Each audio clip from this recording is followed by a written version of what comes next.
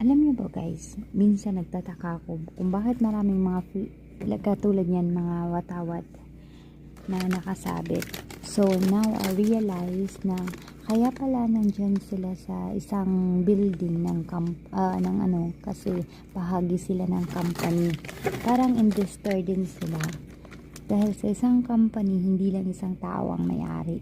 Lahat ng mga tulad niyan, nung mga watawat na yan, lahat niyang mga lugar na yan ay nag-i-invest sa isang company. Kaya nabuo yung isang company dahil maraming mga taong nag-invest or nagtulungan para mabuild yung company. Hindi lang isang tao.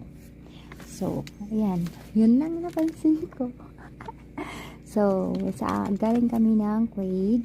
Tapos, hindi na nakayanan ng amo ko ang antok. So, nag-stop over kami sa isang lugar.